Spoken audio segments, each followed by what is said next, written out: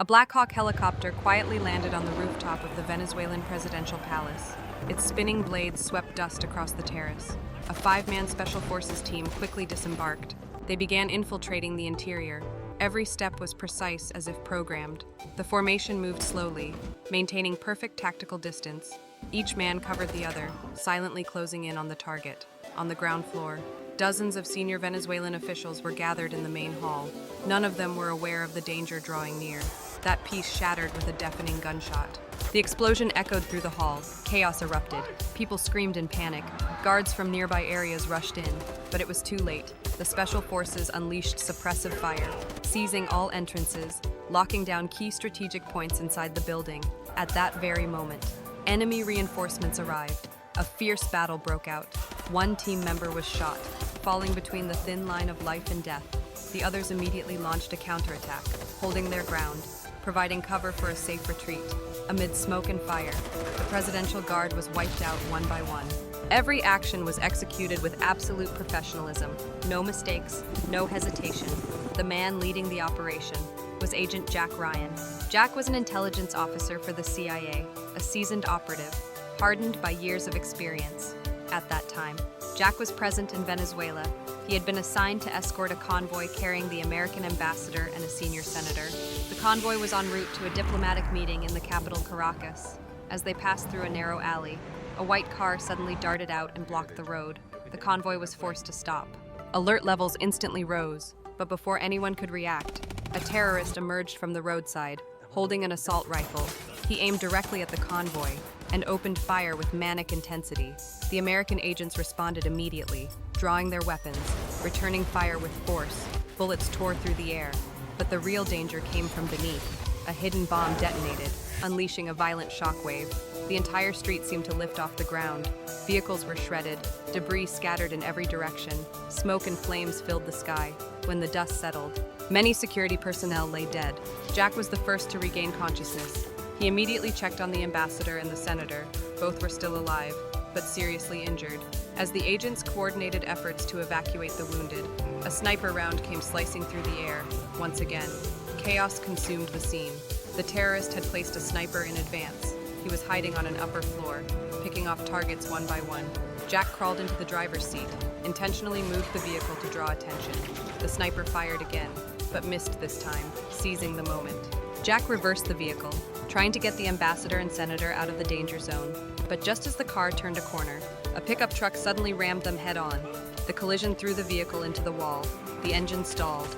Simultaneously, the sniper repositioned, climbing to another building, preparing to take the next shot. Jack managed to escort the ambassador to safety, then rushed back to rescue the senator, but it was too late. A precise bullet pierced the window, striking him down instantly. Jack froze, his eyes wide in disbelief. The shock gripped his heart like a vice. The story had to begin elsewhere, thousands of kilometers away, in the waters near China, in the East China Sea. An old cargo ship moved silently across the waves, in the darkness. It suddenly launched an unregistered satellite. A flash of light burst out, followed by a thunderous boom that echoed across the sea. The satellite signal was immediately transmitted worldwide. The incident raised alarms in multiple nations. In Moscow, a man sat in silence before a computer screen.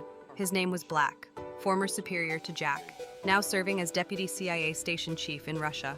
Upon receiving the unidentified satellite signal, Black instantly sensed a hidden threat. Without hesitation, he contacted a double agent operating inside Russia and ordered an investigation into the mysterious ship and the origin of the launched satellite. In Washington, Jack was delivering a briefing to a group of senior security advisors. Satellite images displayed clearly. Russia had just successfully tested a new generation of hypersonic missiles. China now possessed more than 300 nuclear warheads, and North Korea was stockpiling enough material to potentially produce 1 or 2 complete nuclear devices, Jack emphasized. What the media reported was merely the surface, in the shadows. Greater threats were silently growing. One of those threats was Venezuela. Jack pointed to the map. He stated that the current president of Venezuela was Nicolas, a populist leader. Under his rule, the national economy had collapsed by nearly half. The people lived in poverty, yet Nicolas had easily won re-election. His only opponent was a history professor, a woman with no political background, no funding, no voice, no chance of victory. Jack continued to highlight the real danger. Venezuela was the only country in South America within missile striking range. It would take only 30 minutes to reach US soil. Even more concerning, they were developing a new generation of nuclear technology. An unstable regime combined with weapons of mass destruction was a nightmare that could collapse the entire global order. Jack's presentation deeply impressed the American senator. Coincidentally, it was also the senator's birthday that day. He invited Jack to his private estate for a further conversation. There, the senator gave Jack a special gift, a finely engraved dagger, custom-made for officers who had seen combat. But for Jack, this was no time to relax. He was tracking a large-scale arms smuggling operation. Based on the information he had gathered, cargo ships were suspected of transporting weapons from Russia, passing through Venezuela, then delivered deep into the jungle, where an unknown secret facility was believed to exist. Satellite images revealed the area was heavily guarded. Armed soldiers surrounded it on all sides. The perimeter walls reached the treetops. Inside were massive containers. All signs led Jack to believe this was the critical link in a global smuggling network. Jack and the senator immediately sent a report to the U.S. Speaker of the House, hoping to gain approval for a special investigation. But the response was not what they expected. The speaker deemed the current evidence too vague. A few satellite photos were not enough to justify military or diplomatic intervention. Therefore, he chose a softer approach. He proposed that Jack and the senator travel to Venezuela, engage the government diplomatically, survey the situation, and gather more information. In Moscow, after receiving timely medical care, Black was diagnosed with a severe heart condition. The CIA station chief in Russia ordered him to cease field operations and take an administrative role, but Black refused. He had just found a vital clue related to the satellite. If he withdrew now, everything would be lost. Black re-established contact with the Russian insider. The agent reported that the identity behind the satellite launch remained unknown, but the mysterious cargo ship was currently docked at Maripani port in Venezuela. Hearing that name, Black froze. It was the same ship Jack was investigating. His professional instincts told him everything was connected. He did not wait any longer. Black immediately requested permission to travel to Venezuela. The CIA station chief did not resist, knowing that if Black was not allowed to act, he would go anyway. The request was approved. A flight was booked that very day. Meanwhile, Jack and the senator had already arrived in Venezuela, accompanied by the American ambassador. They were brought to meet President Nicholas at the presidential palace. The meeting was tense from the beginning. Jack was direct. He expressed concerns that weapons from Russia were entering Venezuela. He even pointed to the coordinates of the forest housing the secret facility. Jack presented satellite images, showing uniformed soldiers. He emphasized that the uniforms were official, not to be mistaken. However, a general close to the president immediately dismissed the claim. He argued that anyone could obtain old uniforms. These photos could not be used to conclude they were government troops. On the contrary, the general accused the United States, claiming that using satellites to spy on other nations was a violation of sovereignty.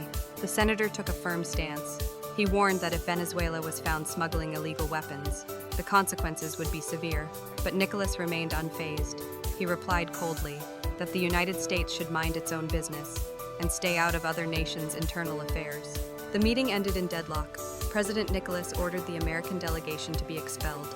Jack and the senator were forced to leave the presidential palace that very day, but the confrontation was far from over. As soon as they left the building, a mysterious assassin began to move.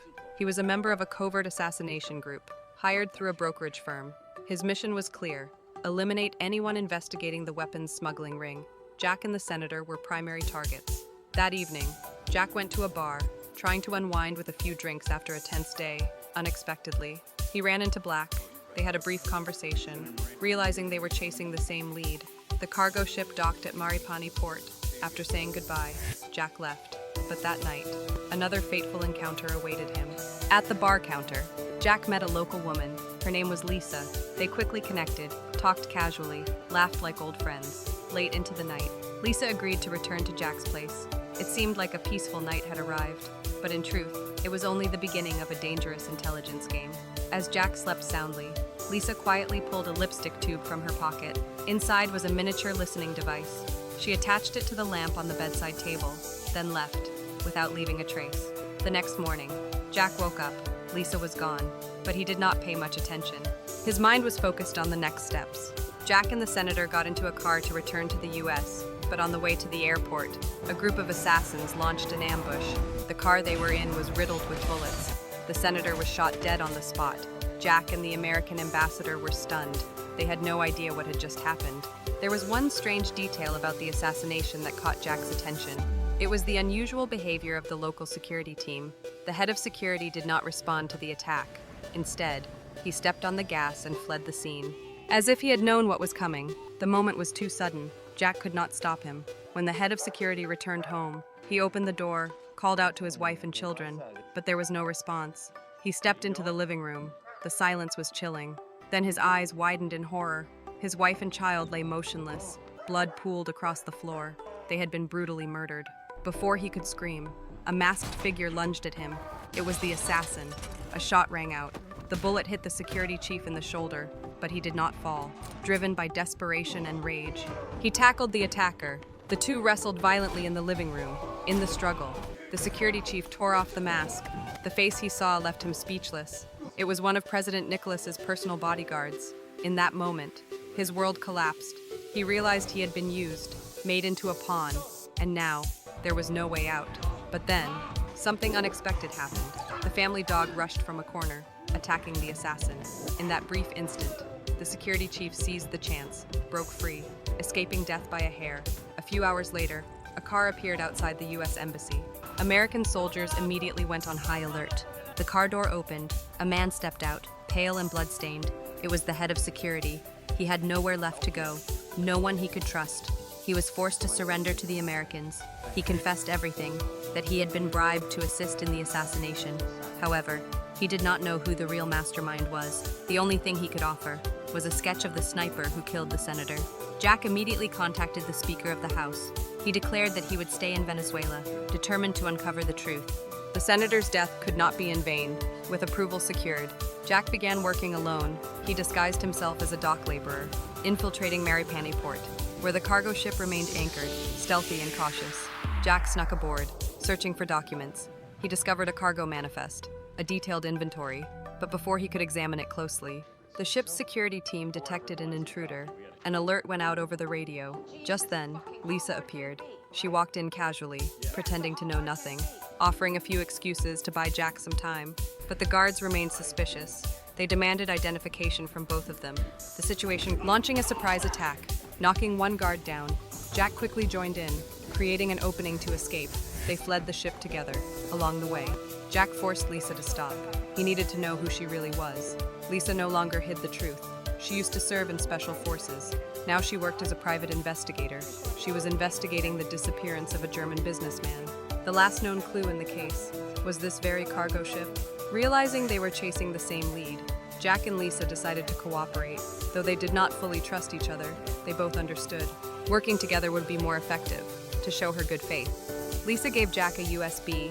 It contained an audio recording of a Venezuelan general and his wife. The conversation clearly revealed their dissatisfaction with President Nicholas. They even hinted at plans to overthrow him. Jack realized this was an extremely valuable piece of evidence. If used correctly, it could fracture the Venezuelan leadership, and the president might eliminate his own subordinate. While Jack prepared his next move, another event was unfolding inside the presidential palace. The general from the recording was now confronting Nicholas. He questioned the logic behind ordering the assassination of American officials. Such actions only escalated tensions. President Nicholas remained calm, but denied all responsibility. He insisted he had nothing to do with it, and claimed to have a perfect explanation ready. At dawn, the Venezuelan military secretly surrounded a jungle training camp, believed to belong to a rebel group. As the insurgents slept, bullets tore through their tents. A swift massacre followed. Those lucky enough to escape were hunted down.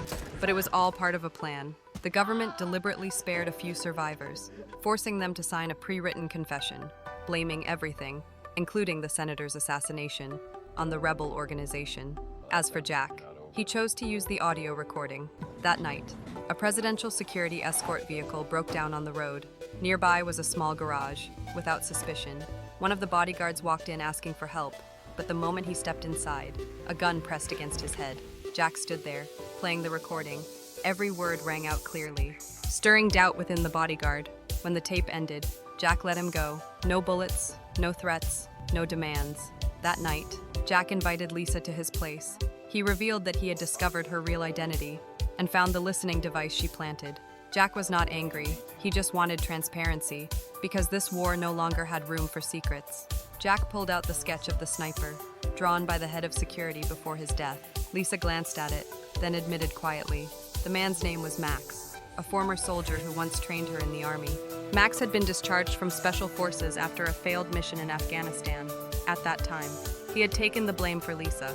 Since then, Max had become a professional assassin, living outside the law, with no contact with anyone. But now, Lisa felt he was caught in a conspiracy bigger than ever. She and Jack agreed to continue their partnership, their new mission, track down Max. The next morning, President Nicholas held a press conference at the presidential palace. He announced that the mastermind behind the assassination of the American senator had been captured, a ringleader of an extremist group, known for opposing the United States. He claimed the entire organization had been completely eliminated. To prove it, Nicholas presented a signed confession. Jack took the document in hand, but he did not believe a word of it. He knew Max was the real shooter, and everything was being orchestrated according to the president's plan. Before leaving the presidential palace, Jack shook hands with the bodyguard who had once been bitten by a dog. He deliberately gripped the man's left arm to confirm the wound. That small gesture made Nicholas instantly realize the audio recording had been leaked, but he did not act yet. Instead, he turned to warn the general who had shown signs of betrayal, not to make any reckless moves. After leaving the palace, Jack called the CIA station chief in Venezuela, Chavez. He asked which arm of the bodyguard had been wounded. Chavez sensed something was wrong. He immediately went to the detention facility to check. But when he arrived, he was shocked to find that the head of security was dead, lying cold in solitary confinement, no signs of struggle. All traces had been erased. At the same time, Jack returned to his hotel. He opened the door, but before he could react, a masked assassin lunged at him, grabbed his head, and plunged it into a bathtub. Jack struggled in panic, but the attacker was too strong. He squeezed Jack's neck, without a word, without emotion, only the icy stare behind the mask. Jack fought desperately to escape, but then a plastic bag was pulled over his head. Darkness closed in. His breath shortened. In that life-or-death moment, Jack reached for the dagger, the gift from the senator. He drew it, and stabbed the assassin in the thigh. Blood sprayed, but the attacker did not release his grip. Jack stabbed again, this time into the eye. The enemy screamed in agony. Realizing he could not finish the job, he broke away, leapt out the window, and vanished into the night. Just then, Black arrived at the hotel. Hearing the commotion, he gave chase, but his heart condition flared up again. He barely managed a few steps, then collapsed by the roadside. Jack followed, and found Black gasping in the shadows. A few days later, an American military transport plane appeared over the Caribbean Sea. The hatch opened. A Special Forces team jumped out, landing in inflatable rafts. Every piece of equipment was double-checked, except one radio soaked in seawater. The rest remained operational. The team quietly moved toward shore. No one spoke. Their faces were tense. When they arrived, Jack and Black were waiting. Since Congress refused to send reinforcements, Jack had to call in personal contacts. He reached out to Connor, an old friend and elite special ops soldier, along with 3 teammates. They were the last allies Jack could count on, Black emphasized. This mission was purely reconnaissance. No gunfire unless lives were in danger. Jack took the lead. His task, infiltrate the jungle base and confirm whether the containers held weapons. Night fell. The team reached the designated area. With the radio out, communication was impossible if anyone got lost. They were instructed to activate infrared signals and stay put. Mike was assigned to remain with the raft, providing backup. The remaining 5 entered the jungle base. The area was tightly guarded, but something surprised Jack. The soldiers here were not wearing Venezuelan uniforms. They wore unmarked gear, carried modern weapons, and moved with precision. Jack crept to a container, cut the lock, but inside, he found no weapons. Instead, strange mechanical parts and unknown devices. Jack pulled out his phone, took pictures of everything, but before he could retreat, a guard spotted him. Connor reacted instantly, neutralized the threat, rescued Jack. They captured the guard, hoping for information, but he remained silent, revealing nothing. Black lost patience. He drew a knife, severed the man's finger, stating that DNA would be enough to confirm who he worked for. There was no time to stay. The team retreated to the raft, but moments later, an alarm blared from the base. Guards began sweeping the area. They knew the terrain well, quickly spotting traces. A violent pursuit erupted in the dark jungle. Neither side could see the other. Only muzzle flashes marked positions. Gunfire echoed in the night. The Special Forces fought while retreating strategically. Connor was the first to reach the raft. He ordered Mike to start the engine. but Mike was gone. He had left his post to help. When the others boarded the raft, he was nowhere in sight. Connor had to make the call, launch the raft. They would return for Mike later. In the distance, Mike reached the shore, only to watch the raft fade into the dark. He had no choice but to stay hidden. Connor brought Jack and Black back to the safe zone, planning to put them ashore, then returned to find Mike. On the way, Black admitted that his heart condition had worsened. Jack grew concerned, realizing he needed to reconsider the entire operation. Meanwhile, inside the Venezuelan presidential palace, Nicholas was under intense pressure from the upcoming election. His opponent, a history professor, was gaining massive public support. Her chances of winning were high. There were two main reasons. First, Venezuela possessed the largest oil reserves in the world, but all profits were controlled by the president. The poor received nothing. Second, the professor was not only running for the people, but also for her husband, who had mysteriously disappeared a year ago. According to public rumor, Nicholas was behind it. Her husband had once served as Minister of the Interior. He had publicly clashed with the president many times. That unexplained disappearance was the very reason she entered the political arena. Jack delivered all the images and data collected from the jungle base to CIA analysts. The results stunned him. The equipment in the containers was not weaponry, but mining machinery.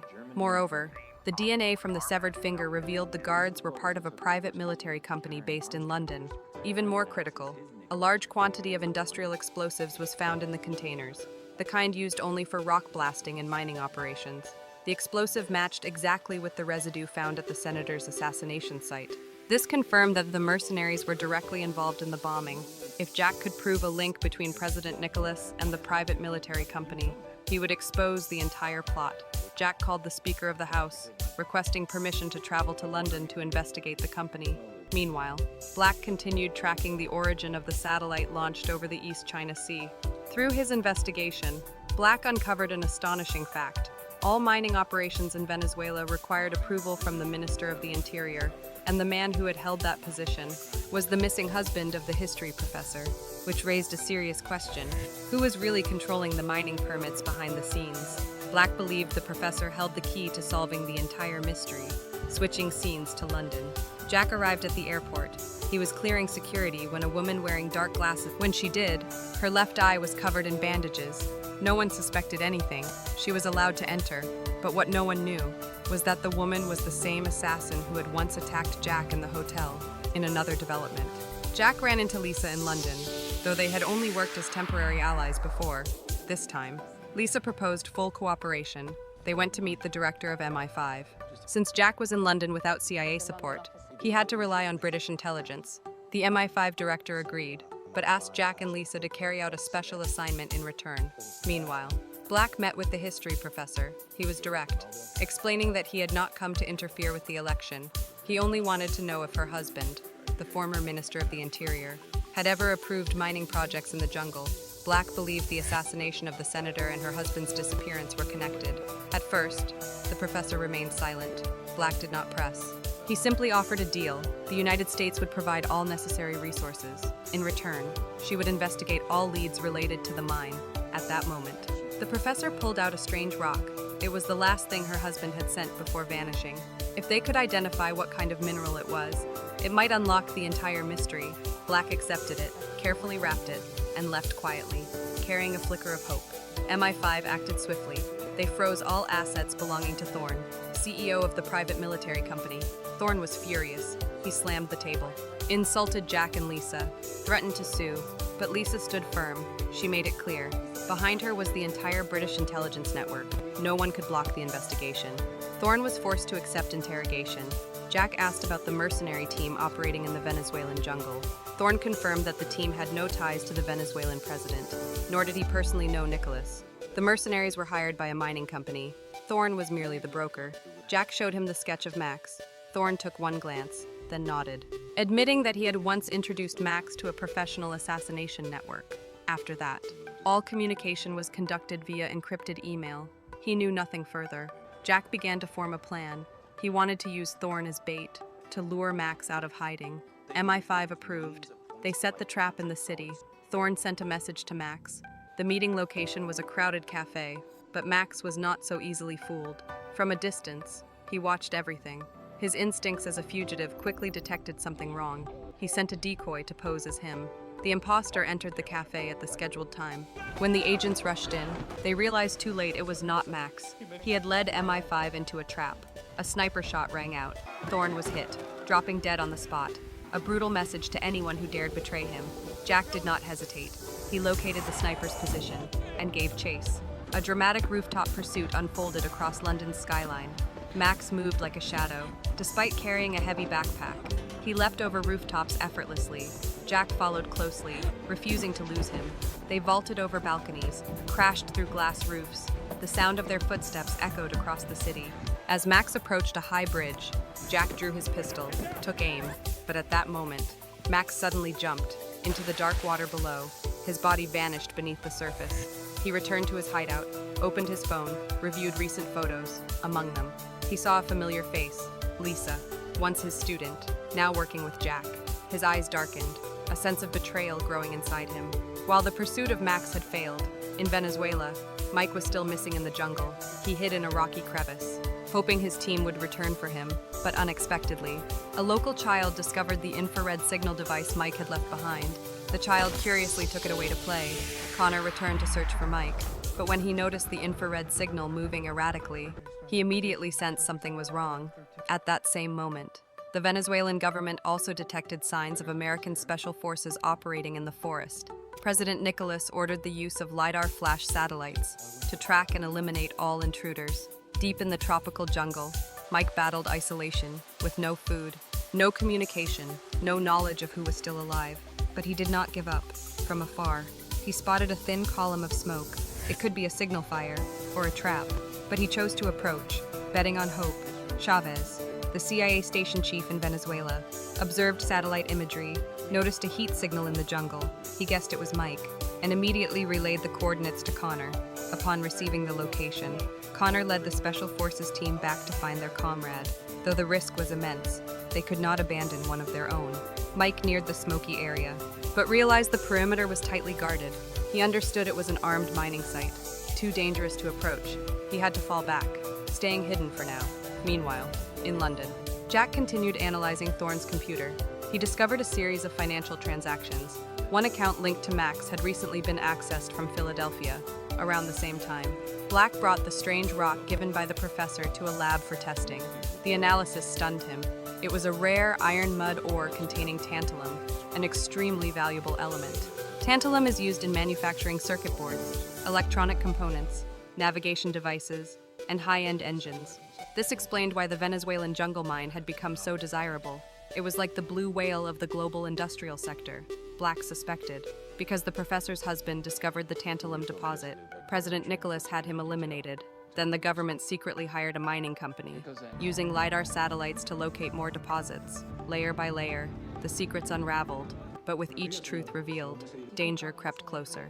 At MI5 headquarters, as the elevator doors opened, a security guard lay dead in a pool of blood. Max had found Lisa, but he did not kill her. He only came to issue a warning that she should stay away from Jack and never cross him again. Lisa was not afraid. On the contrary, she told Jack everything.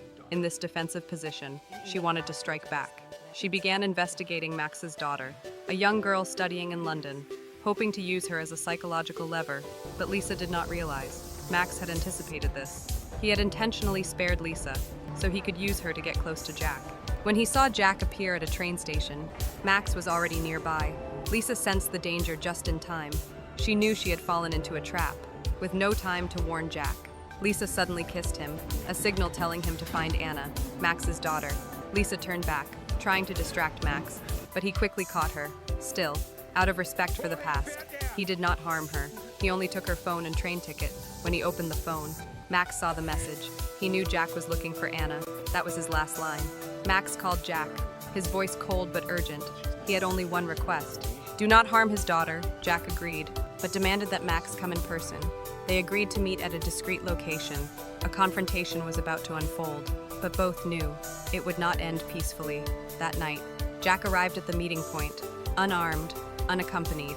He wanted the meeting to happen in quiet. Max appeared from the shadows, his face hidden beneath a yellow lamp. He no longer looked cold, but full of sorrow. The deaths of his comrades, the cost of honor, years of betrayal, all weighed heavily on his shoulders. Max said he did not work for President Nicholas. He was just a tool hired by another power. But before he could say more, a bullet pierced his forehead. He collapsed instantly. Blood spilled across the tiled floor. Jack could not react in time. Lisa was already there, gun still in hand, her face expressionless. She ordered Jack to leave immediately, then a small figure ran up. Anna. The girl looked at her fallen father, tears in her eyes, unable to speak.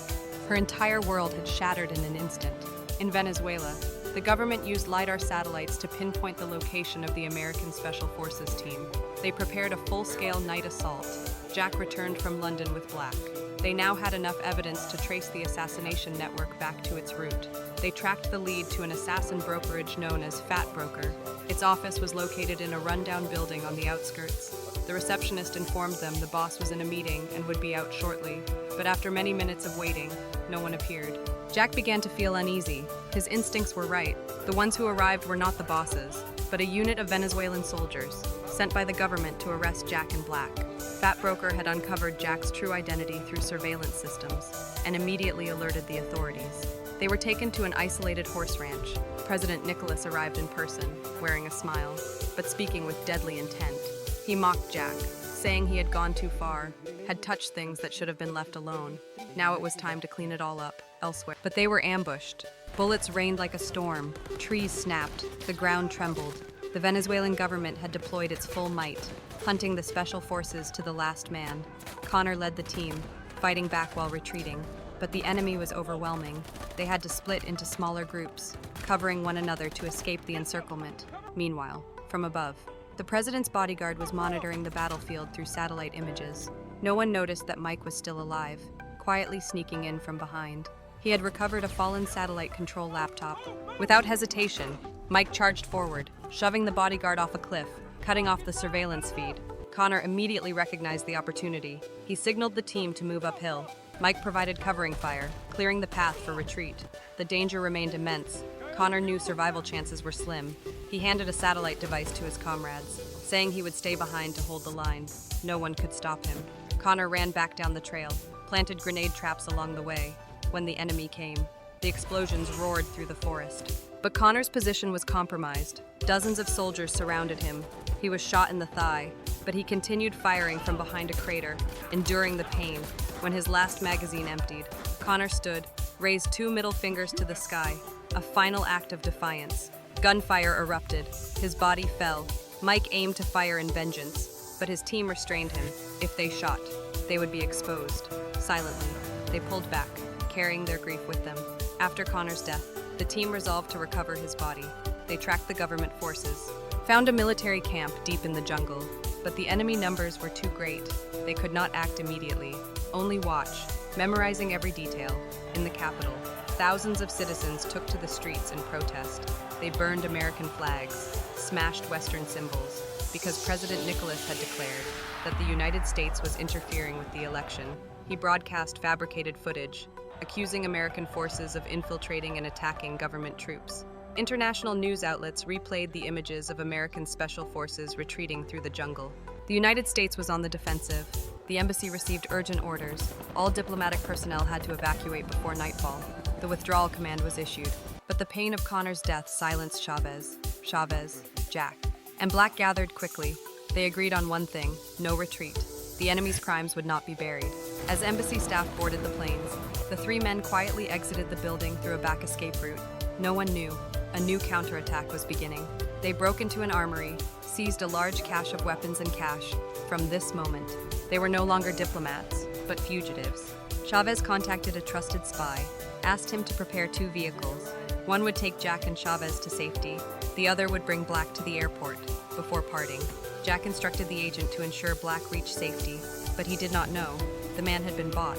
Instead of helping Black escape, he handed him over to the government. Jack and Chavez still believed Black was safe. They began reviewing data. Jack realized that Nicholas's top priority was the tantalum mine, but the extraction process was highly toxic. Nicholas could not reveal anything before re-election. If the truth leaked, his entire plan would collapse. Therefore, he was willing to eliminate anyone. As Jack and Chavez discussed, the U.S. ambassador called, reporting that Black had not arrived at the airport. Both men immediately understood they had been betrayed. Moments later, Government forces surrounded the safe house. Jack fought back fiercely, but their rifles were no match for heavy machine guns. Chavez, though older, fought valiantly.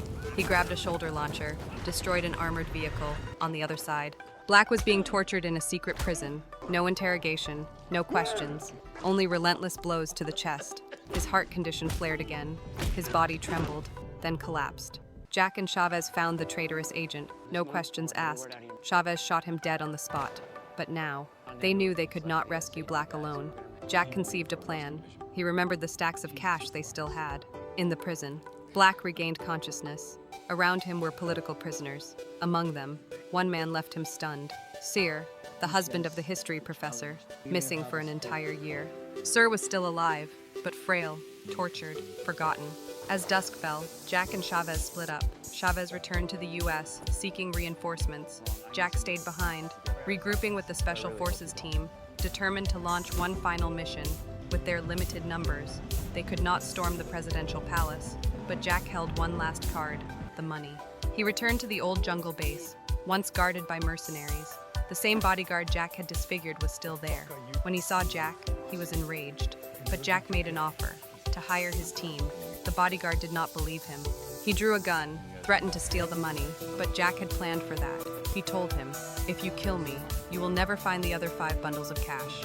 After a moment of hesitation, the bodyguard agreed, but demanded 8 bundles. Jack nodded. The deal was struck. The counteroffensive began. That night, Jack and the hired mercenaries launched their operation. They headed for the secret prison. Everything was meticulously prepared, but before they could act, gunfire erupted from within. Jack immediately understood. The Venezuelan government had begun a purge. President Nicolas believed he had secured victory. Public support was rising. The election was turning in his favor. To erase all traces, he ordered the execution of all political prisoners, including those who knew about the Tantalum project. Jack and the mercenaries stormed the prison from the rear, neutralizing the guards, fighting their way into the detention area. But despite searching everywhere, they found only Connor's buried body. There was no sign of Black. Jack was devastated, convinced that Black had been executed. Just then, Cyr appeared. He reported that Black had been taken away only 30 minutes earlier. The scene shifted to the presidential palace. A Venezuelan general saw Black being dragged inside. Furious, he confronted Nicolas, demanding to know why a CIA officer had been captured. The general said, "They may have their differences, but executing a man like that was too far." But Nicolas had run out of patience. He believed the general had betrayed him, without letting him speak another word. Nicolas drew a knife, slit his throat on the spot. Blood soaked the red carpet. Silence fell over the room. The next morning, the sky turned gray. In the deep forest around the prison, there were no smiles, only crushing disappointment. Jack pulled out his phone, recorded the scene, the military executing prisoners. He sent the video to every international media outlet. Jack asked the one-fingered bodyguard to distribute the footage, but the man refused, saying that money was useless if he died. He withdrew, taking his men with him. Jack stood still, amid the jungle, among the corpses and ashes. Hope was fading, but he could not retreat. Suddenly, a squadron of American helicopters descended. Chavez was the first to step out, carrying an order from the CIA, instructing Jack to cease all action. U.S. forces were only authorized for humanitarian operations, not intervention. Jack looked up at the sky, eyes hollow, but said nothing. Inside the presidential palace, Black was bound like an animal. Nicolas intended to use him as evidence, to accuse the U.S. of interfering in the election. If no one intervened, the tragedy of Connor would be repeated. Chavez understood. There was only one option left: action. Chavez, Jack, and the last 3 Special Forces soldiers boarded a helicopter, heading straight for the presidential palace. They had nothing left to lose. They knew this was the final chance. If they failed, no one could save Black, and no one could stop Nicolas. Outside, the election continued. Citizens lined up to vote, but just as the results were about to be announced, a video played on screens at every polling station. It was the footage Jack had recorded. Soldiers executing prisoners. Blood, screams, gunfire. Nothing was hidden. Support for Nicolas collapsed.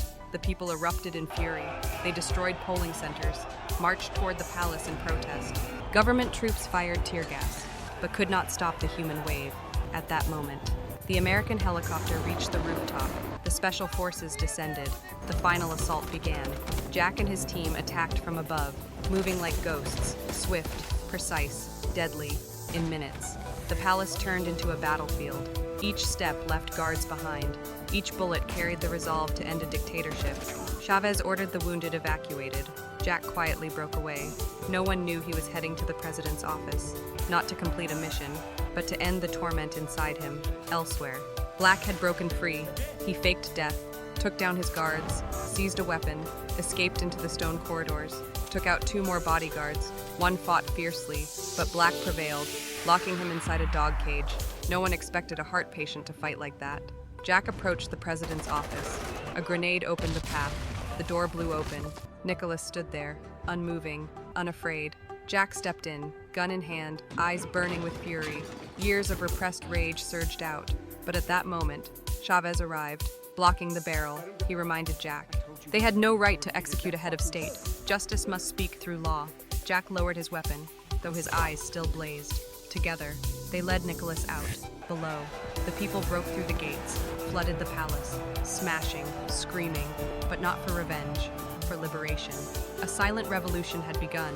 The election results were overturned. The history professor won over 70% of the vote. She stepped onto the stage, welcomed by the people. Her eyes searched the horizon, toward the prison, where her husband had been freed, where suffering had been traded for freedom. Jack returned to the U.S. He entered the Speaker of the House's office. In his hand, a phone. It was Thorne's, taken by Lisa from MI5. Inside was a list of contacts tied to mining companies. One number, very familiar to Jack. He made the call. A phone rang in the office. The speaker slowly pulled his phone from his pocket. Jack stared at him, saying nothing. But the answer was clear. The true mastermind was not the president of Venezuela, but the man sitting before him, the one who had obstructed the investigation, who manipulated politics behind a mask of justice. The FBI burst in, handcuffed him, led him away in silence. The door closed. No one looked back, because it was over. This war was not between governments, but between truth and lies, between light and darkness. Jack Ryan. Season 2 concluded with spectacular action, complex political conspiracies, and a clear message. Justice never comes easily,